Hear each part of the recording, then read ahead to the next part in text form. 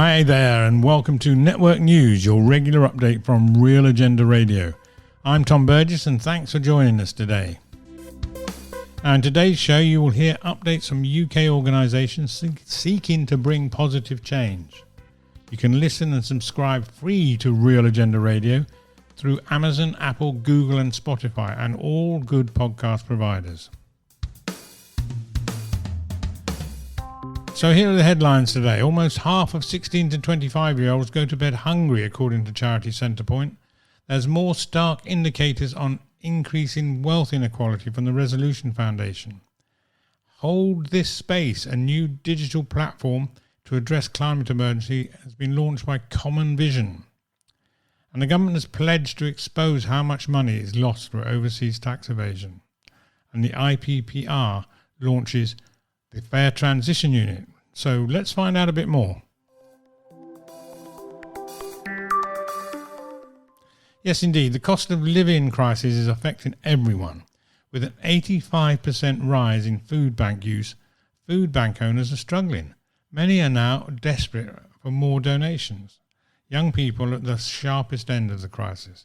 In the last 12 months, 67% relied on food banks or emergency food provisions to get by. Skipping meals and going days without food are now commonplace. New research published on the 20th of July by youth homelessness charity Centrepoint found that food insecurity is having a devastating impact on 16 to 25-year-olds across the country. The new research shows that over a quarter of the country's most vulnerable young people have £20 or less from their monthly income left over. This means that after required rent and essential bills have been paid, there's approximately £4.60 per week left over to pay for food, travel, social and leisure activities. And a fifth of vulnerable people have £10 or less. Now, Centrepoint notes that this intrinsic lack of money is having a really negative impact on young people's diets. A third reported that they regularly went without food for a whole day due to insufficient funds, and 63% lost weight because they didn't have enough money to spend on food. You can find out more at centrepoint.org.uk. So why is this still happening? It's because we've got unaffordable housing, there's low paid work, inadequate welfare support, domestic life has been threatened by high inequality, which, as we know, leads to bad social outcomes. Urgent support is needed and strong efforts by government and business to ensure that affordable housing and higher wages need urgent initiatives to reduce inequality. There are many actions we can take, we just need the sense of urgency and the political will.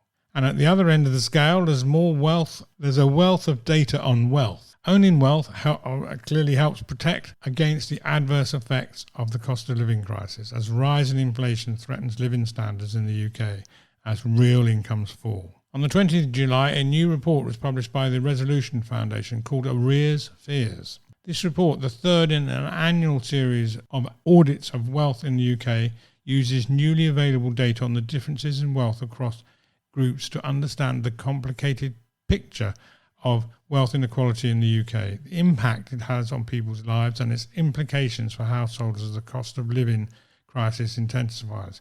Here's some of the key findings. Since the mid-1980s, the share of wealth held on those at the top of the pile has been fairly stable, with the richest tenth of families consistently owning about half of total wealth. The total wealth holdings have increased in value from around 3 times national income in 1980s to closer to 8 times now. And 32% of families with no savings say they will need to rely on family and friends to cope with income shock, compared to 3% of families with savings in excess of 1 month's income. Bills arrears are strongly concentrated among low-income families.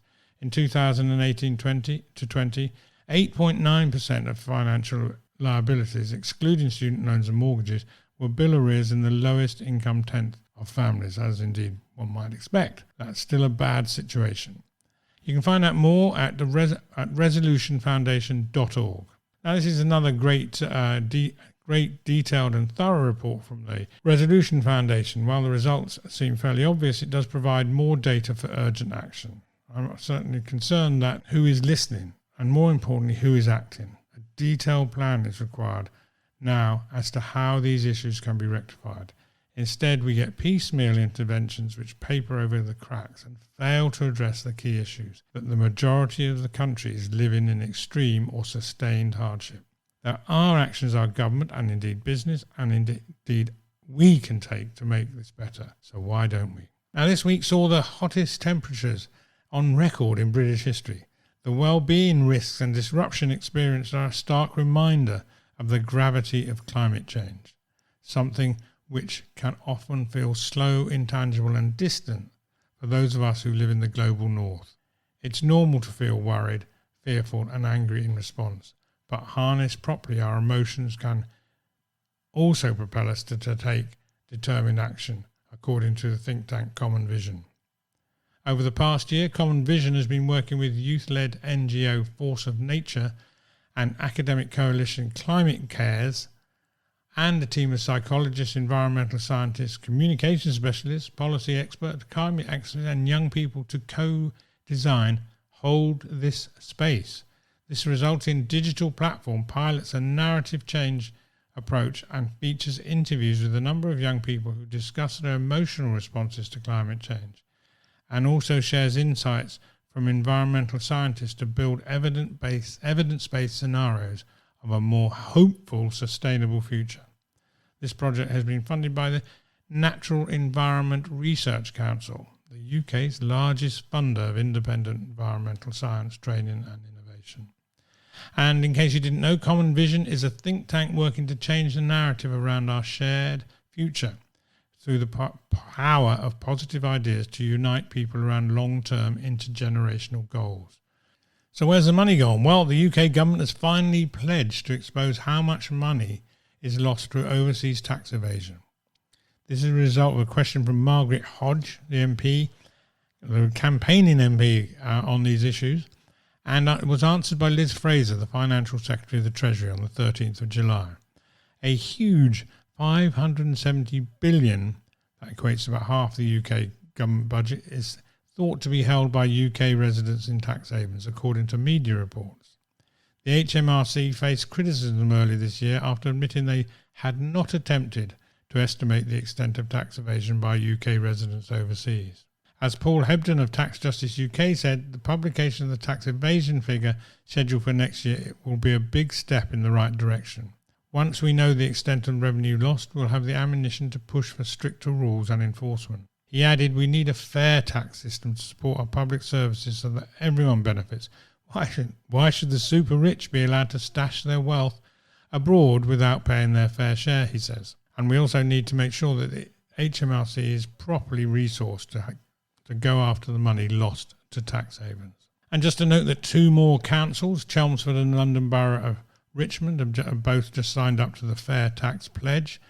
We're promising to make a stand against companies with links to tax havens. And there are many more councils across the country in the process of signing up to the councils for Fair Tax campaign. You can find out more at fairtaxmark.net or at taxjustice.uk. Now, in other news, the IPPR, that's the Institute of Public Policy Research, has announced a new Fair Transition Unit. The unit was launched with its first publication called Where Next? Uncertainty in Transport's Path to Net Zero. According to the IPPR, the FTU, the Fair Transition Unit, seeks to accelerate progress in reducing emissions and restoring nature, while also securing a fairer, more just and thriving society. Alongside media reports, the FTU will publish blogs on public opinion, communication and framing on climate change and nature. IPPR said there is so much uncertainty over the future of the transport sector, its path to net zero could be better managed with more proactive government policy and investment. The IPPR said the report findings reveal that without a guiding strategy, we risk exacerbating injustices in the current transport system. They comment that the Department of Transport approach will benefit only the wealthiest in society, and so, rather than replicating our current system, the IPPR argues that policymakers should instead use the transition to ensure the benefits of the transport transition are fairly distributed. So there you go. You can find out more at ippr.org. So what can be done about some of these issues? You see, while In today's show, we do some talk about campaign success. Most of the news seems to be about more reports on how bad the situation is. Well, we know the situation is bad. Clearly, of course, we do need the data, but I would love to be reporting on more policy changes and new initiatives to reduce the unnecessary hardship. If you have a story, do let us know. So here's one thing that could be done. Do you know that if you could take 80% of people out of paying any income tax, that would be 80% of the lower end on paying income tax, and replace it with a 2% on the assets of the top 1%, and that would keep the government revenue the same. It would be a huge boost for 25 million people and cause no hardship or lifestyle change to the top 1%. So why don't we do it? You see, we all create the wealth from the work we do, yet our system means that it's accumulated by a few, instead of being shared more equitably. We need new, bold ideas, not variations on old thinking. So what do you think? Do contact us at info@realagendaradio.org or on Twitter at realagendanet or via our website, realagendaradio.org. We'd love to hear your views.